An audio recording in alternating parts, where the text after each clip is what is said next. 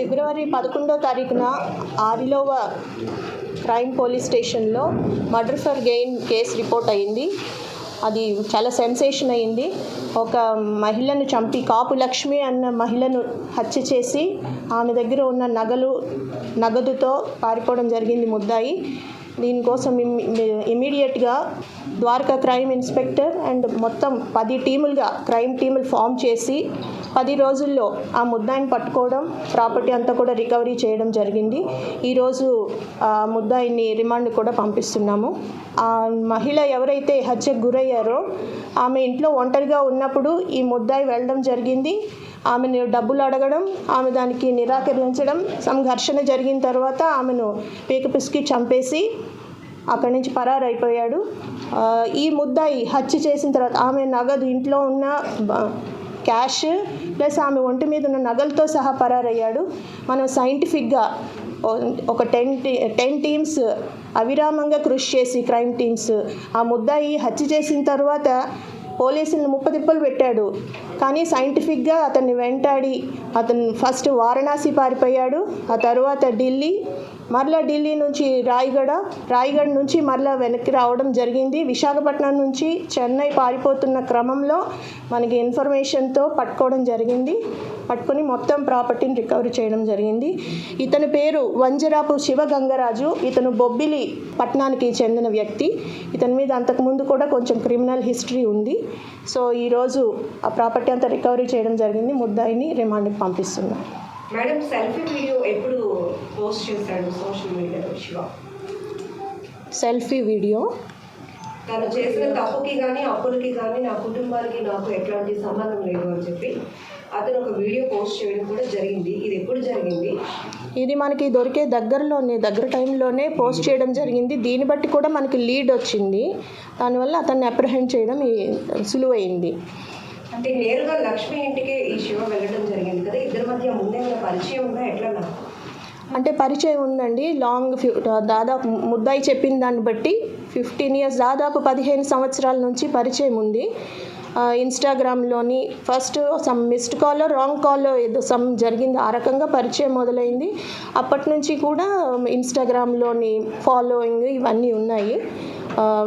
అప్పుడప్పుడు ఈ చనిపోయిన మృతురాలు కొంత డబ్బు కూడా ఇవ్వడం, సాయం చేయడం ఇవన్నీ జరిగాయి.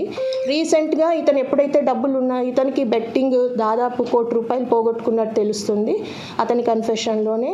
అలాగే ప్రస్తుతం 25 లక్షల వరకు అప్పు కూడా ఉంది. దానికోసం ఇతనికి డబ్బు చాలా అవసరమయ్యి, ఈమె పరిచయం ఉంది కదా, చాలా కాలంగా పరిచయం ఉండడం వల్ల ఈవిడ కూడా స్తోమత ఉన్నవారు, మంచి డబ్బున్న ఫ్యామిలీ.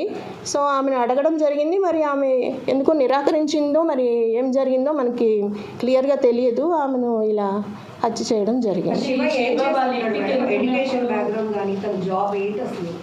శివకి ఒక సెల్ ఫోన్, బొబ్బిలి పట్టణంకి చెందిన వ్యక్తి ఇతను.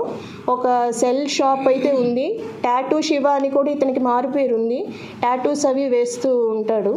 అలాగే వాళ్ళ ఇంట్లో వాళ్ళు కూడా కొంచెం ఎంబ్రాయిడరీ వర్క్స్ అవి చేయడం, ఒక పిండి మిల్లు లాంటిది ఒకటి రన్ చేయడం, అలా కొంచెం ఉన్నవాడే. కానీ వ్యసనాలకు అలవాటు అయిపోవడం వల్ల, చాలా అప్పుల పాలు అయిపోవడం వల్ల డబ్బులు చాలా అవసరమయ్యి ఇలా చేసినట్టు మనకి తెలుస్తుంది.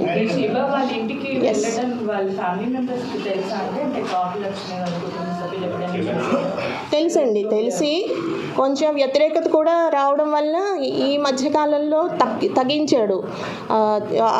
వాళ్ళ ఇంటికి వెళ్ళడం తగ్గించడం జరిగింది. ఇంట్లో వాళ్ళకి కూడా తెలుసు, స్పెసిఫిక్గా ఏమిటి అనేది తెలియదు, బట్ ఇంట్లో వాళ్ళకైతే ఐడియా ఉంది.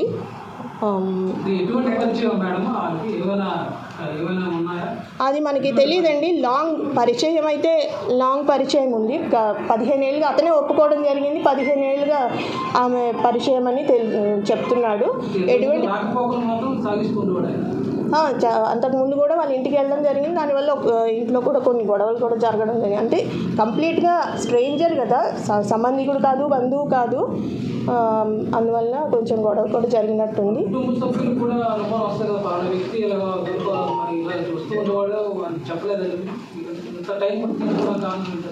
అంటే ఈ మధ్య కాలంలో రావడం లేదు కదండి. వాళ్ళకి ఈ పర్సన్ అని మనం తర్వాత తెలిసింది. బట్ ఈ మధ్యకాలంలో అతను రావడం తక్కువే, చాలా కాలంగా వాళ్ళ ఇంటికి వెళ్ళడం అయితే లేదు. ఫోన్లో మాట్లాడుకోవడం ఇవి మాత్రం జరుగుతుండే. వచ్చి ఉండొచ్చు, మనకైతే చెప్పలేదు. మనము ముద్దాయి చెప్పడం కన్ఫెషనే మనకు ఇప్పుడు ఉన్నది, ఆయన కన్ఫెస్ చేయడంతో తెలుస్తుంది. శివ మ్యారీడ్ అండి, 2 పిల్లలు ఉన్నారు, భార్య కూడా ఉంది. వాళ్ళంతా బొబ్బిల్లోనే ఉంటారు. అతను క్రిమినల్ అంటే కోవిడ్ టైంలోని వైలేషన్స్, ఇప్పుడు బయటకు రాకూడదని క్వారంటైన్ ఇవన్నీ ఉండేవి కదండి, ఆ వైలేషన్స్ ఒకటి, వీధిలో కొట్లాటలు ఉంటాయి కదా, యాఫ్రీస్, అలాంటి కేసులు ఉన్నాయి. మేజర్ కేసులు అయితే లేవు. మేడం, ఈ కేసు చాలా సెన్సేషన్ అయింది. What exactly happened? 11th ఏం జరిగింది? ఎన్ని గంటలకు వెళ్ళాడు? ఇద్దరు మధ్య ఏమైనా ఘర్షణ జరిగిందా? ఇంతకుముందు అప్పులు తీర్చుకోవడానికి లక్ష్మి గారిని ఇతను ఏమైనా డబ్బులు అడుగుతాడా? డీటెయిల్గా అంతకుముందు ఆ రోజు 10 గంటలకు ఆ టైంలోని మనకి వాళ్ళ ఇంటి దగ్గర ఉన్న సీసీ ఫుటేజ్లోనే మెయిన్ లీడ్ అండి మనకి. మీరు చూస్తే అతను అప్పుడు ఆ రోజు వేసుకున్న డ్రెస్ ఇవన్నీ కూడా సీజ్ చేసాము, కేస్ ప్రాపర్టీ కంప్లీట్గా కన్సీల్ చేసుకొని, అంటే మంచి పక్కా ప్రిపరేషన్తో వచ్చాడు అతను. ఏదో రకంగా డబ్బులు పట్టుకెళ్ళా, లేదంటే చంపి పట్టుకెళ్దామన్నంత ప్రిపరేషన్. ఎందుకంటే మనం ఆ సీసీ ఫుటేజ్ చూస్తే క్యాప్ పెట్టుకొని కంప్లీట్గా జర్కిన్ వేసుకుని ఫేస్ కూడా కన్సీల్ చేసుకుంటూ వస్తాడు.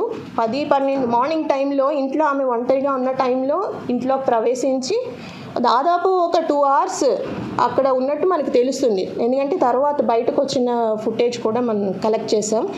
అక్కడ నుంచి కంటిన్యూస్గా సెవరల్ ఫుటేజెస్ వెరిఫై చేయడం జరిగింది. మనం ఢిల్లీ వరకు కూడా మన టీమ్స్ వెళ్ళడం జరిగింది. దీంతో అతను ఫైనల్గా టెక్నికల్గానే మనకి ఇది సాధ్యమైంది.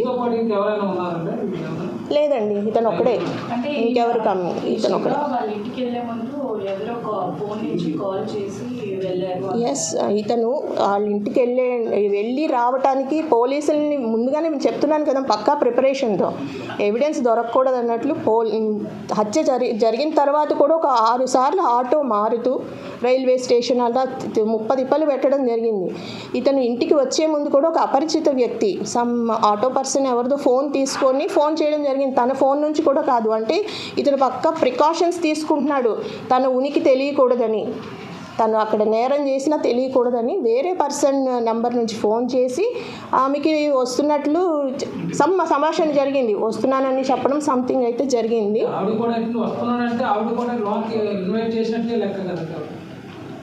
అంటే అవును, ఫోర్స్ఫుల్ ఎంట్రీ అయితే కాదు, పరిచయం ఉంది కదండి, పరిచయం ఉంది కదా. కానీ ఇట్లా హత్య చేస్తాడని ఆవిడకి తెలియకపోవచ్చు కదా. డబ్బులు అడుగుతాడు, కొంత డబ్బు అయితే ఇవ్వగలుగుతుంది, లక్షల్లో అడిగినట్టు తెలుస్తుంది మరి. ఎందుకంటే పట్టుకుపోయిన క్యాష్ చూస్తే చాలా లక్షల్లో ఉంది, అది మనం రికవర్ చేస్తాం.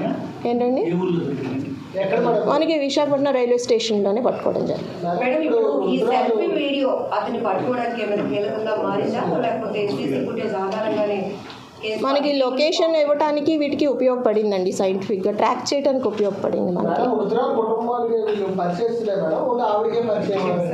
అది మనం క్లియర్గా చెప్పలేమండి, తెలిసి ఉండొచ్చు, ఎందుకంటే కొన్ని గొడవలు కూడా జరిగినాయి. తను ఈ అపరిచిత వ్యక్తి అంత ఫ్రీక్వెంట్గా రావడం అనేది తెలిసి ఉండొచ్చు, తెలియకపోయి ఉండొచ్చు. మనకైతే ముద్దాయి చెప్పిందే ఆవిడతోటి అయితే పరిచయం ఉందని చెప్తున్నాడు. 15 ఏళ్ళుగా చాలా వరకు ఉపయోగపడింది. సీసీ ఫుటేజ్ వల్లే అసలు ఎవరు చేశారు ఇది అనేది మనకి ఫస్ట్ లీడ్ వచ్చింది, సీసీ ఫుటేజ్ వల్లే. అతన్ని వారాణసి వరకు అక్కడి నుంచి ఢిల్లీ వెళ్ళాడని ఇవన్నీ కూడా మనకి ట్రాక్ అంతా దొరికింది సీసీ ఫుటేజ్ వల్లనే.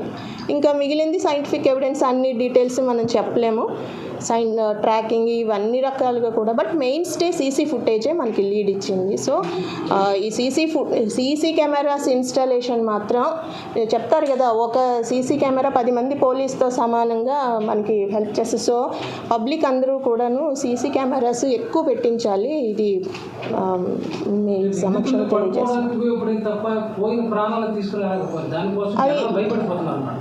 ప్రతి ఒక్కరికి ఈరోజు ఆదిలోలో ప్రతి ఒక్క పట్టపగలు కూడా తాళాలు వేసుకొని ఎవరో బంధువులు తెప్పించుకొని ఒక కాపాడాలని పరిస్థితి. దీని మీద ప్రజల్లో ఏమైనా అవగాహన ఏమైనా అదేనండి మరి మనం ఎవరిని ఇంట్లోకి రానిస్తాము అది మనం కూడా కొంచెం హద్దులు నిర్ణయించుకోవాలి.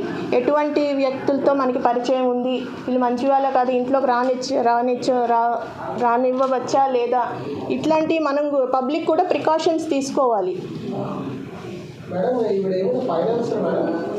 అంటే ఈమె చిన్న చిన్న చిట్టీలు వేసి అప్పులు ఇవ్వడం, వాళ్ళ కమ్యూనిటీలో అప్పులు ఇవ్వడం అయితే అలవాటు ఉందండి. ఇప్పుడు తెచ్చి పెట్టుకున్న డబ్బు కూడా ఒక పర్సన్ చిట్టి పాడుకుంటారు కదా, ఒక పర్సన్కి వచ్చింది, అది అతనికి ఇవ్వటానికని ఈమె బ్యాంకు నుంచి డ్రా చేసి తెచ్చి పెట్టుకున్న డబ్బు, దానిని అనుకోకుండా ఈ హంతకుడు రావడం, ఆ డబ్బు కోసమే ఆమెను హత్య చేయడం, ఇవన్నీ జరిగిపోయినాయి. మరి ఈ సోషల్ మీడియా ఎక్కువ ఉపయోగిస్తూ ఉంటారంటే చదువు ఉన్నవాళ్ళు, చదువు లేని ఫోన్ చేతిలో ఉంటే ఫేస్బుక్, వాట్సాప్ ఇలాంటివన్నీ యూజ్ చేస్తుంటారు. దానివల్ల కూడా ఈ హత్య జరిగింది. అది కూడా దోహదపడిందండి. ఉట్టి కాల్సే అయితే ఇంత ఫ్రీక్వెంట్గా ఇతనితో పరిచయం పెరగకపోవచ్చు. ఎందుకంటే ఇప్పుడు ఇన్స్టా రీల్స్ ఫాలో అవడం, ఆ వీడియోస్ ఈయన ఫాలో అవ్వడం, తను ఫాలో అవ్వడం, ఇది కొంచెం మరి స్నేహం పెరిగింది కదా. మన చేతుల్లో ఉంది సోషల్ మీడియాని ఉపయోగించుకోవడం అన్నా, దానివల్ల సఫర్ అవ్వాలన్నా కూడా మన విజ్ఞత బట్టి ఆధారపడి ఉంటుంది. అది కేర్ఫుల్గా ఉండాలి సోషల్ మీడియాని ఎలా యూజ్ చేసుకుంటాం. ఏంటండి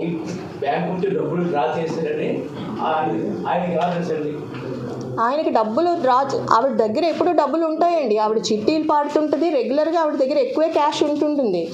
ఈ డబ్బు ఉందని అతనికి తెలియకపోవచ్చు, బట్ డబ్బులు ఉంటాయి ఆవిడ దగ్గర అనేసి ఉద్దేశంతో అడుగుదామని వచ్చాడు. బంగారం ఇవన్నీ వేసుకోవడం అతనికి తెలుసు కదా, అదైనా పట్టుకెళ్దామని వచ్చాడు. అనుకోకుండా ఈ డబ్బులు డ్రా చేసిన డబ్బులు అక్కడే ఉన్నాయి, హత్య చేసి తీసుకోవడం జరిగింది.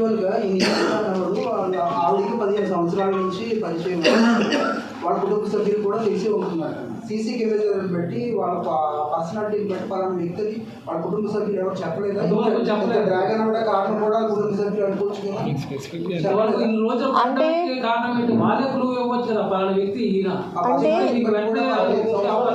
ఏమో అంత బాగా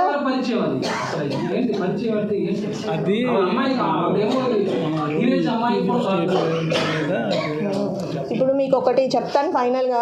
మనకి ముద్దాయి చెప్పిన దాన్ని బట్టే ఈ పరిచయాన్ని ఎస్టాబ్లిష్ చేశాం. ఇంట్లో వాళ్ళు మీరు అన్నట్టు వాళ్ళు గుర్తుపట్టలేదండి, వాళ్ళకి ఈ పరిచయం గురించి కూడా వాళ్ళు ఏం చెప్పలేదు. కాబట్టి మనం దీన్ని ఎంఫసైజ్ చేసి చెప్పలేం. ముద్దాయి తన కన్ఫెషన్లో చెప్తున్నాడు 15 సంవత్సరాలుగా ఆమె నాకు పరిచయం అని. చనిపోయిన ఆవిడే చెప్పాలి మనకి, ఆమె లేరు. సో పరిచయం అయితే ఉంది, కానీ తీసామండి ఉన్నాయి, ఆ డేటా కూడా ఉంది మన దగ్గర. గొడవ జరిగింది, అప్పటి నుంచి నేను ఇంటికి రావట్లేదు, అంటే వీళ్ళ ఇంటికి రావట్లేదు, ఫోన్స్ కూడా మాట్లాడట్లేదు అని మీరు ఇందాక అన్నారు. అంటే ఇవన్నీ శివకి 34 years ఉంటాయండి. 34. ఆవిడకి దగ్గర 49 48 years. ఏజ్ గ్యాప్ డిఫరెంట్ చాలా ఉంది. పరిచయం ఉన్నదని ముద్దాయి చెప్తున్నాడు, మనం దాన్ని బేస్ చేసుకొని చెప్తున్నాం. మనం సైంటిఫిక్గా కాల్స్ తీసినా కూడా కాల్స్ ఉన్నాయి. సో లేదు కుటుంబ సభ్యులు మనకి చెప్పలేదు. అలా అయితే మరి వాళ్ళు గుర్తుపడతారు కదా, వాళ్ళైతే చెప్పలేదు. ముద్దాయి చెప్పడం మాత్రమే మనకి.